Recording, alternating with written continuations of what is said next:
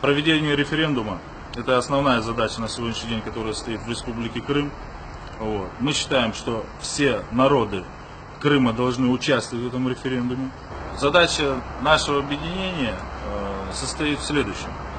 Мы в первую очередь за мир, за присоединение к Российской Федерации, поддержка малого и среднего бизнеса, возрождение крымской татарской культуры, исторические языка. А что, плохо жилось татарам в составе Украины? Татарам жилось в составе Украины по сегодняшний день, я считаю, плохо. На сегодняшний день в поселках компактного проживания крымских татар дорог нет, газификации нет. Да, то есть реально мы видим, что молодежь наша сегодня на распутье, им куда идти, да, чем заниматься. То есть уделение молодежному спорту. Но это, наверное, проблема не только крымско-татарского народа, наверное, проблема всех народов Крыма. Да, эта проблема на сегодняшний день существует во всех народах Крыма, в целом на полуострове. Да. То есть мы видим реально, спортивные залы не строят, детские садики не строятся. Но ведь вы знаете, что основы благосостояния любого региона – это в первую очередь что? Экономика. Экономика Крыма. Есть чем гордиться? Что изменилось за последние годы в лучшую сторону? В лучшую сторону с экономикой Крыма ничего не происходило.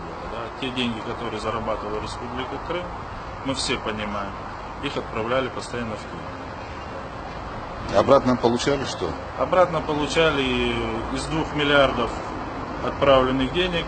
Ну, если мы берем в процентном соотношении, это порядка 20-30%. То есть вот как вы думаете, должны строиться... Вы понимаете, Крым на самом деле самодостаточный регион. Он вполне спокойно может себя обеспечивать для улучшения жизни граждан нашей Республики Крым. Что касается газа, мы тоже понимаем, что газа в Крыму хватает, да, на обеспечение населения, производственных мощностей и всего остального прочего. Но, к сожалению, все у нас последние года и вообще все года, да, Автономной Республики Крым, мы считаем, что мы работали на центр. На Киев? На Киев, да. А сейчас нет такого опасения, что будете работать на новый центр? Нет, у нас нет такого опасения, что мы будем работать на новый центр. Мы реально видим и понимаем, что происходит сегодня в Республике Чечня. Мы видим, что происходит в Республике Татарстан. Для нас это большой показатель и пример. Татарстан, основном Чечня. Да. Хорошо. А вот очень важный момент, наверное, который интересует многих, это отношение к религии. Ислам на полуострове. Ну, вы знаете, ислам на полуострове должен быть, и я сам мусульманин, я крымский татарин. Вот. Люди должны понимать, что у нас есть мечети, что у нас должна построиться большая, красивая соборная мечеть. Все экстремистские течения, радикальные течения, мое личное мнение, им не место на полуострове Крым. Этого не должно происходить. Мы реально видели и понимали, какой раскол начал происходить. Я скажу вам за свою национальность, за семьях крымских татар, да, где кто-то исламу отдавал приверженность радикальному исламисту. Да. Мы вообще сами по себе культурно-исторически крымские татары никогда не были радикалами. Хорошо, как вы думаете, каков может быть итог референдума? Итог референдума, скажу вам так, что я больше чем уверен, что крымские татары, у нас много интеллигентных, образованных людей. Вот. Наш народ давно понимает, что такое хорошо, что такое плохо. Кто бы что ни говорил, не призывал идти, не идти, бойкотировать референдум. Но я больше чем уверен, что среди крымских татар 50% все равно пойдут проголосуют. Там волеизлияние народа, кто-то да проголосует, кто-то нет проголосует. Но народ в стороне стоять тоже не будет. Вот. А что касается целостности по Крыму, я считаю, что это не менее 80%, что проголосуют да за вхождение в состав Российской Федерации. Вы с оптимизмом смотрите на будущее своего региона? Да, я смотрю на будущее я смотрю не то, что на будущее, я смотрю на очень хорошее перспективное будущее нашего региона. Да? То есть... И, наверное, я думаю, что крымчанам все-таки нужно выстраивать будет многовекторную политику взаимоотношений и с Украиной, и с Россией, может, с другими государствами региона.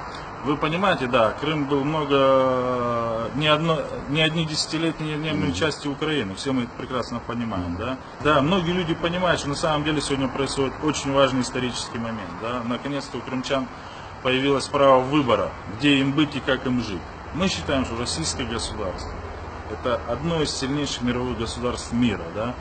И нам с Российской Федерацией по духу братскому и культуры, ну и много других социальных вопросов мы очень близки.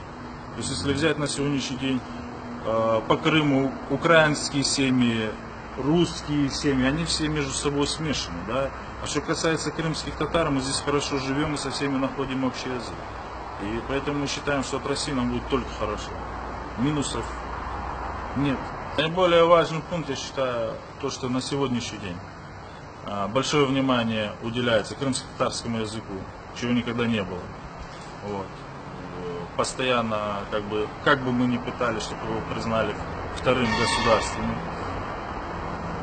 постоянно и шли какие-то сопротивления. У нас сегодня уникальная возможность появилась, наконец-то, чтобы наш язык был в обиходе в Крымской республике, как второй государственный язык. Я считаю, только за это все крымские татары должны идти отдавать свои голоса за присоединение к Российской Федерации. Много газет в Крыму издается на татарском языке? Нет, это порядка 2-3 изданий.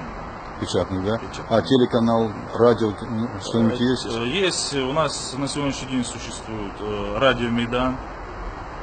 Это хорошее радио. Мы очень были рады, что появилось у нас крымско-татарское радио. Крымские татары очень рады, что оно есть, поддерживают.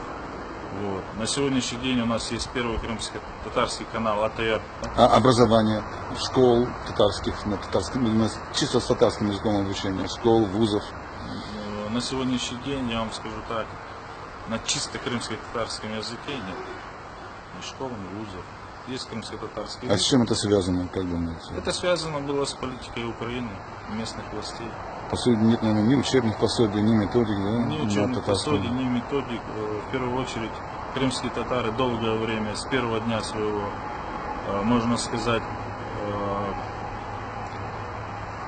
возрождения на полуострове Крым, возвращаясь на историческую родину своих предков, добивались о том, чтобы наш народ был реабилитирован.